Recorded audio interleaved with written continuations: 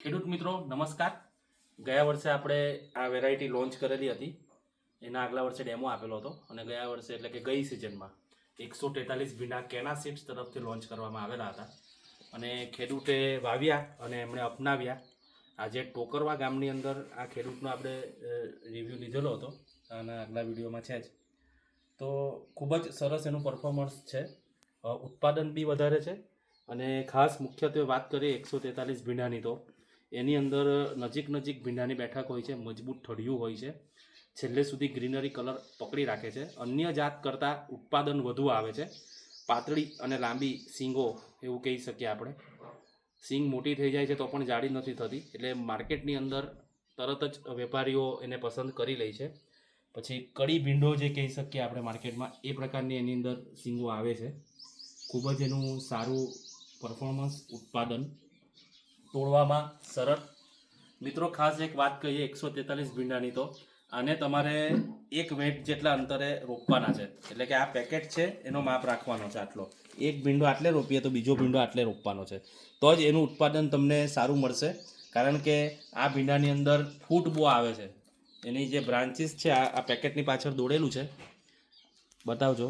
આ રીતે જ એની બ્રાન્ચ આવશે, ફૂટ જેને આપણે શાખા કહીએ છીએ. તો ખાસ કરીને ભૂલ નહીં થાય. એને એક ભીંડો આટલે રોપે તો બીજો ભીંડો આટલે રોપવાનો છે, એટલે એનું અંતર એક વેટ જેટલું થશે, બરાબર. અને બીજી વાત કરીએ તો ખાતર બાબતની વાત કરી દઈએ આપણે. તો 20 થી 25 દિવસ પહેલાં તમે જે ડાઈ નાખીને ભીંડાની રોપણી કરો છો એ પ્રમાણે રોપણી કરી દેવાના.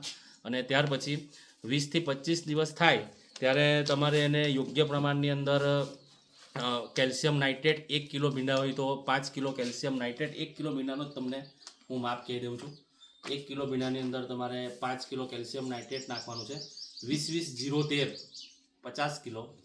મેગ્નેશિયમ સલ્ફેટ તમારે નાખવાનું છે 10 કિલો. અને એક બાયોગ્રીન ગ્રેન્યુઅલ ખાતર આવશે દાણાદાર, તે તમારે નાખવાનું છે વીંગે 10 કિલો.